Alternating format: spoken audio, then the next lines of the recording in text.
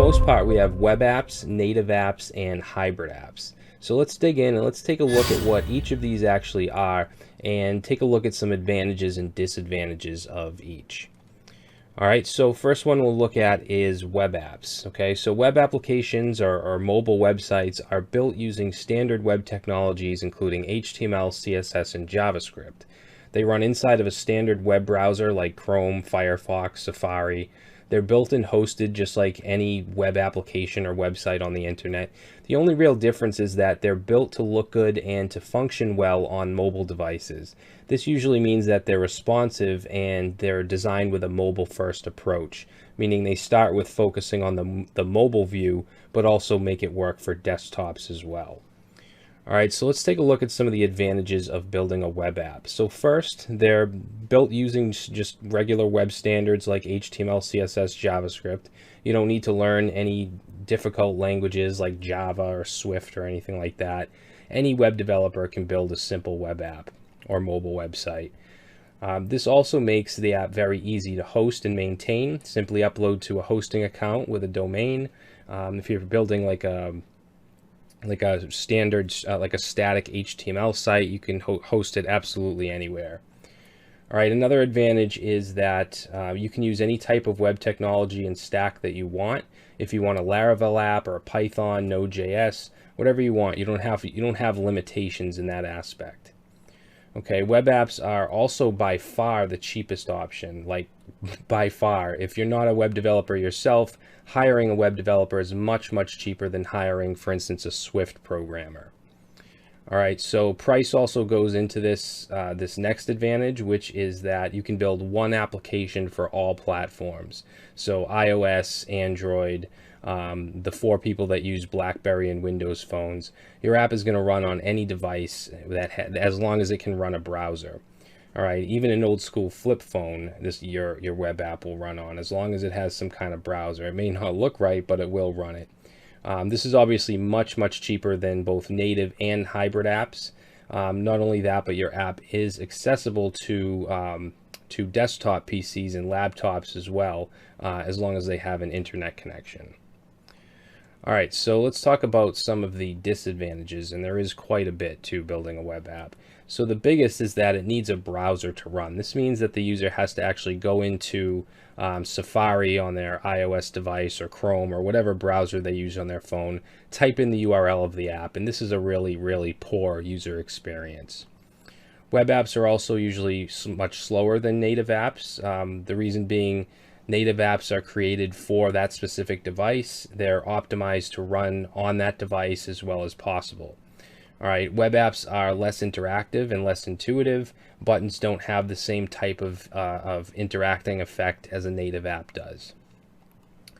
All right, like I said, you need to run the app in the browser, so you don't have an icon on your mobile desktop as you would if you downloaded it from the App Store, which also doesn't give a very well user experience. Web apps also cannot be submitted to app stores, so you would need to turn your web app into some kind of hybrid app, and I'll go over that later.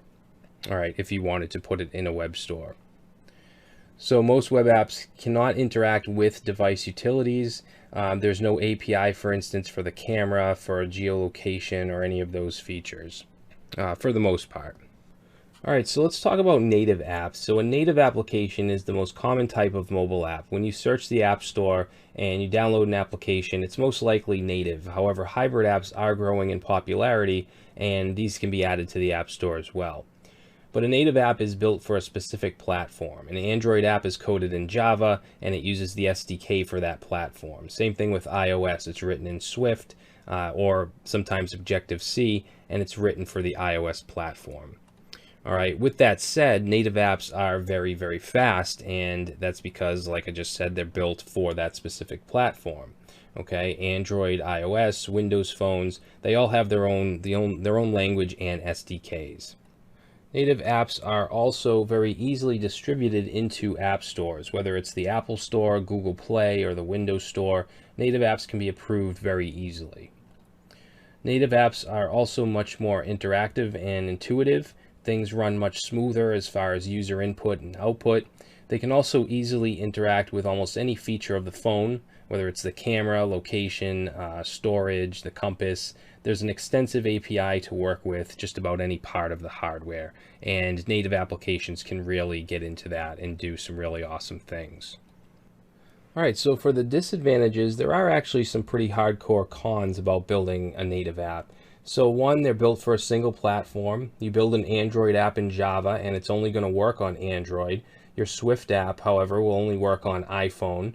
If you want an app for both Android and iPhone, or even Windows or BlackBerry, you're gonna go bankrupt because you're gonna have to treat all of these as separate projects that are really expensive. All right, now these are also much harder languages to learn. Swift, Java, much harder than learning JavaScript and HTML and CSS, or even some back-end web stacks. Swift and Java are just much more intricate. Hiring developers for these languages are very expensive relative to your standard web developer. In addition to being single platform, harder to create, way more expensive, they're also harder to maintain. All right, so these are some serious disadvantages when it comes to building native mobile apps. If you're a startup, some of these things make it impossible for native to be your first choice. All right, so that brings us to the final choice, which is a hybrid mobile app. And a hybrid app is basically a combination of a web app and a native app. It does use HTML and CSS and JavaScript, but it also runs inside of some kind of container or web view, usually through a framework. So on the surface, it can actually be perceived as a native app. All right, so there's actually quite a few advantages to building a hybrid app. So they're built on web technology such as HTML, CSS, JavaScript, so this makes them much easier to build. Of course, certain frameworks have, you can use Angular with Ionic, and you can use React Native, but under that you have just basically JavaScript. Okay, they're also much cheaper than a native app. If you're going to hire developers, a web developer is way more cheaper than a Swift developer. Another huge advantage is that you only need a single app for all platforms. If you use a technology like Cordova PhoneGap, which is like a wrapper for hybrid apps, they can actually, you can build this, you can use that one code base, that same application for iOS and Android, and I believe even Windows Phone and BlackBerry. So you essentially have one code base to maintain as opposed to multiple apps. All right, of course, since hybrid apps run in a web view, there's no browser needed like with a web app. Okay, they can be published on all of the app stores. There's really not too many ways for a customer to even figure out that it is a hybrid app and not a native app. All right, they can be installed the exact same way. Hybrid apps also have access to device internal APIs, and they can access features like the camera, geolocation, the storage, things like that. A lot of this does depend on the actual framework you use, because there are quite a few, but most of them do allow you to do stuff like that. Hybrid app development is also much faster than native app development, because you do have that single code base, and you do have, easier languages to work with. So instead of, having an Android app, an iOS app, a Windows app, and maintaining all three of those separately, you have one code base, and that really speeds things up. All right, so what about disadvantages of hybrid apps? Well, they usually are slower than native apps. Like I said, native apps are specifically built for certain platforms in a certain language. Hybrid apps do have sort of a middleman to go through. They may feel a little bit more clunkier, but that's getting better as these mobile frameworks are progressing. All right, now hybrid apps, while much cheaper than native apps, they are more expensive than standard web apps, because you have that wrapper framework to work with and maintain. But there's very few situations where I would choose a web app over a hybrid app, unless desktops were a really big focus, okay, unless it wasn't truly a mobile app. Now, they can also be a bit less interactive with button presses and things like that. But as I said, these things are getting better all the time. Hybrid frameworks are relatively new technologies, and they're getting better every day. Now, there is an exception, or even a fourth type of mobile app, and that is apps built with platforms that use web technologies but convert the app into native components rather than just outputting into a web view. Okay, that's what frameworks like React Native and Xamarin do. I don't have much experience with Xamarin, but from what I've heard and seen, it does kind of the same thing. unlike Ionic and PhoneGap, where these are essentially just web apps wrapped inside of a web view.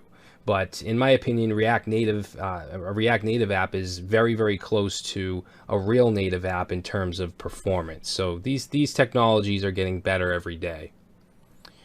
So what's the conclusion? I would say that unless you have an unlimited source of funds and highly skilled programmers in Java and Swift, I do think hybrid or web-based native is the way to go. So here's some of the frameworks that can be used to create mobile apps with only knowledge of technologies like HTML, CSS, JavaScript, JSX.